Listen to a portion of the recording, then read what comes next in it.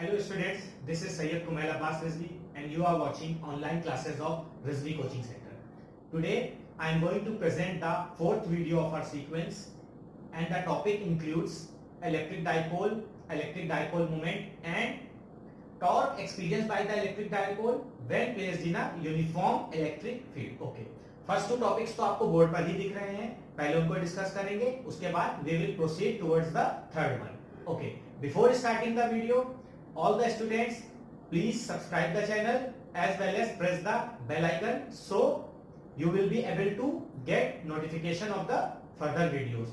Okay, the first topic is electric dipole. Basically देखिए इसमें क्या होता है, डेफिनेशन के बारे में भी बात करेंगे, बट ये एक ऐसा अरेंजमेंट होता है जहां पे दो इक्वल एंड अपोजिट चार्जेस को एक छोटी सी डिस्टेंस पे अरेंज किया जाता है या लिया जाता है. डेफिनेशन में भी देखिए ऐसा ही कुछ लिखा है. It is an arrangement in which two equal and opposite charges are placed at a very short distance. यही बात है कि दो equal and opposite charges, उसका मतलब क्या हो गया, one charge should be positive and second one will be the equal amount but it will be of opposite sign. Arrangement में आपको दिख रहा है, एक चार्ज अगर -q लिया गया है तो दूसरा चार्ज आपका क्या है, +q है, और जो इनके बीच की डिस्टेंस है उस डिस्टेंस को हम 2l एज्यूम करते हैं. तो इस अरेंजमेंट को हम बेसिकली क्या कहते हैं, इलेक्ट्रिक डाइपोल.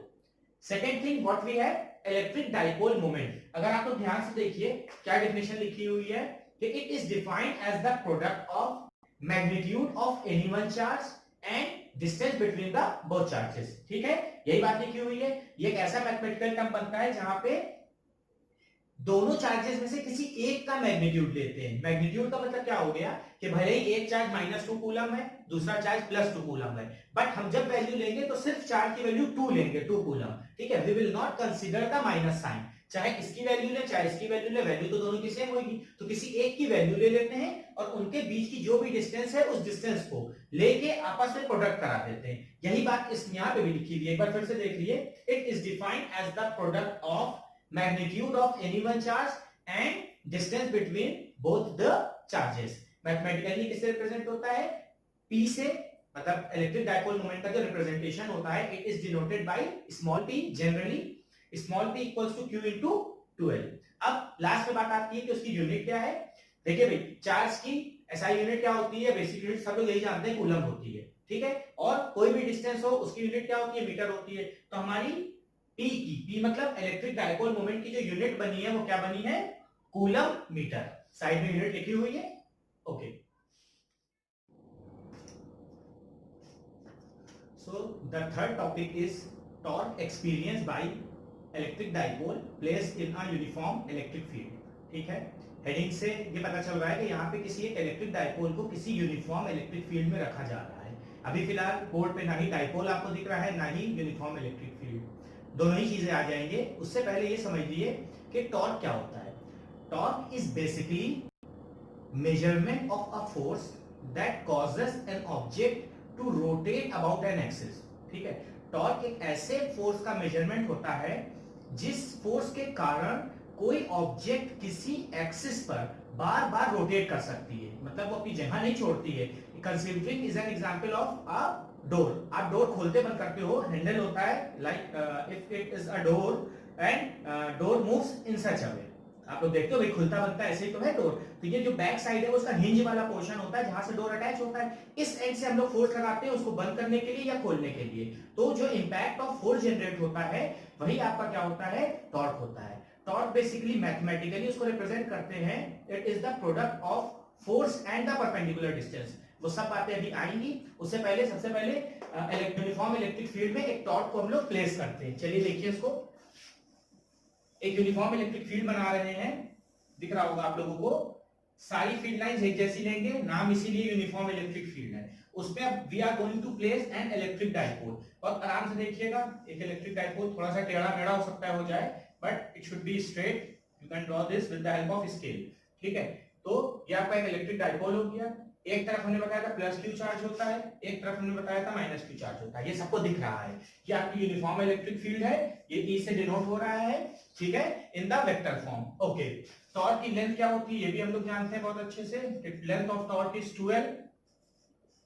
ये भी हमने बना ली है. ठीक है, अब आगे की बात देखते हैं और जो नेसेसरी चीजें होंगी वो आगे डिस्कस करेंगे। प्लस ये जो टॉर्क है, आपको ऐसा लग रहा है कि ये किसी ना किसी एंगल पे इंक्लाइंड है, तो it is forming an angle theta with the electric field. अगर आप ध्यान दिए तो थीटा एंगल बन रहा है, जो आपकी फील्ड लाइंस है उनके साथ ये सारी लाइंस पैरेलल है, तो हर जगह पे ये करस्पॉन्डिंग एंगल के रूल से हर जगह पे थीटा एंगल बनाता जाएगा। ठीक है, अब एज वी नो, हम लोग टॉर्क की डेफिनेशन से बेसिकली क्या जानते हैं? अभी हमने आपसे बोला भी कि टॉर्क आपका जो होता है वो क्या होता है? Force into perpendicular distance, force into perpendicular distance. ठीक है, ये बात हो रही है। अब पहले हम लोग फोर्स की बात कर लेते हैं और इसको हम लोग इक्वेशन नंबर स्टार बनाते हैं। स्टार मतलब ये ऐसे जनरली एक इक्वेशन मान लिए कि somewhere we have to find the value of this force और परपेंडिकुलर डिस्टेंस की वैल्यू निकालेंगे। कैसे, सब जो भी पता चलेगा, फिर वापस से लाके इस फॉर्मूले में रख देंगे तो हमको टॉर्क मिल जाएगा। सबसे पहले फोर्स की बात करते हैं। ठीक है, अच्छा देखिए, टॉर्क अभी बात हो रही थी कि एक जब डाइपोल रखा जाता है तो वो एक एक्सिस पे रोटेट करता है। टॉर्क तो तभी जनरेट होगा ना जब कोई रोटेशन दिखेगा हमको। तो जैसे ही इस टॉर्क को एक यूनिफॉर्म इलेक्ट्रिक फील्ड में रखा जाता है तो वो कुछ इस तरह से रोटेट करना शुरू होता है। देखिए ध्यान से, इस तरह, जस्ट लाइक दिस। ये उसका रोटेशन होता है, यूं यूं रोटेट करता है। अगर ये आप इसको ऐसे दिखाएं तो ये यूं यूं रोटेट कर रहा है आपका।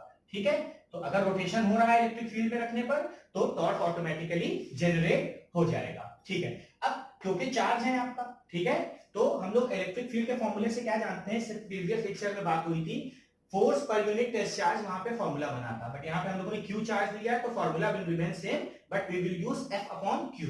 ठीक है, तो फ्रॉम इलेक्ट्रिक फील्ड इंटेंसिटी आप बोल सकते हो उसको पूरा, तो हम लोग फॉर्मूला क्या जानते हैं? E is equals to F upon Q। यहाँ के हिसाब से इसको ऊपर भेज देना, तो F की वैल्यू क्या आ जाएगी? EQ, QE का हो या EQ। ठीक है, एक चीज हमको पता चल गई। अभी हमने कहा कि we will find the value of force and we will find the value of perpendicular distance and put both the terms in this equation star। तो एक टर्म तो हमको पता चल गया कि अब हम F की जगह, फोर्स की जगह क्या रखने वाले हैं? QE। सेकंड टर्म के लिए देखते हैं कि how we will find that perpendicular distance। Equation star को नहीं हटा रहे क्योंकि वही वैल्यू रखेंगे, तो ये वाले टर्म्स एलिमिनेट कर ले रहे हैं, इनकी वैल्यूज बाद में यूज कर लेंगे। ठीक है, तो अब हमारे पास है परपेंडिकुलर डिस्टेंस कैसे निकलेगी। देखिए यहाँ पे हम एक परपेंडिकुलर डाल रहे हैं, इलेक्ट्रिक लाइंस के ऊपर एक लाइन बना रहे हैं, it is perpendicular to this, ये मान लिया। अब कुछ नेमिंग कर दी, इस कॉर्नर को नाम दे दिया A, इसको नाम दे दिया B, इसको नाम दे दिया C। अब इट इज एन, सबको दिख रहा है राइट एंगल ट्रायंगल बन गया है ABC। तो अगर हम इस ट्रायंगल की बात करें, इन ट्रायंगल ABC, ठीक है, यहां पे देखिए ये रही परपेंडिकुलर डिस्टेंस और एक नॉन डिस्टेंस हम लोग जानते हैं। Perpendicular distance is represented by side BC and non distance is 12, जो कि लेंथ ऑफ डाइपोल भी है। तो यहाँ पे अगर आप ध्यान दिए तो ये साइड परपेंडिकुलर है और ये हाइपोटेन्यूज है। ये हम लोग कैसे पहचानते हैं कि कौन सी साइड परपेंडिकुलर है, कौन सी साइड हाइपोटेन्यूज है? कुछ बच्चों को इसमें भी कंफ्यूजन होगा, सो उनके लिए बता रहे हैं कि जो भी जिस लाइन पर एंगल और 90 डिग्री वाला होता है, जिस लाइन पर एंगल और 90 डिग्री दोनों होते हैं वो आपकी बेस हो जाती है। 90 डिग्री के जो अपोजिट साइड होती है ये हमेशा हाइपोटेन्यूज होती है, और एंगल के जो हमेशा अपोजिट साइड होती है वो आपकी होती है परपेंडिकुलर। तो इससे ये बात पता चल गई कि ये परपेंडिकुलर और ये हाइपोटेन्यूज है। और ट्रिग्नोमेट्री से हम लोग ये जानते हैं कि परपेंडिकुलर एंड हाइपोटेन्यूज रेशियो किसका होता है? साइन का, sine theta, because and what angle we have angle theta. So what we can say, sine theta will be equals to perpendicular upon hypotenuse होता है, परपेंडिकुलर आपकी हो गई BC और हाइपोटेन्यूज हो गई आपकी 12। इसको ऊपर भेज दिया हमने, तो BC की वैल्यू क्या हो गई आपकी? 2L sin थीटा, और BC ही आपकी क्या थी? Perpendicular distance. बात क्लियर हो गई होगी मेरे हिसाब से। ठीक है, और अभी हम लोगों ने F की वैल्यू क्या निकाली थी? F की वैल्यू अभी हम लोगों ने निकाली थी QE। अब अपने पास दोनों वैल्यूज हैं, परपेंडिकुलर डिस्टेंस की वैल्यू भी है और फोर्स की वैल्यू भी है। अब ये दोनों वैल्यूज हम जाके क्वेश्चन नंबर स्टार में we are going to put this two values. Okay, so what we have, F की जगह हमने QE रख दिया और इसकी जगह रख दिया 12 sin थीटा। अब कुछ रीअरेंजमेंट्स कर लिए, E को अलग कर लिया, Q into 12 को एक साथ कर लिया और sin थीटा को भी अलग कर दिया। अब आप लोगों को पता है कि Q into 12 आपका क्या होता है? P, electric dipole moment. अभी पिछला टॉपिक डिस्कस हुआ है कि electric dipole moment is defined as the product of magnitude of any one charge and distance between the both charges.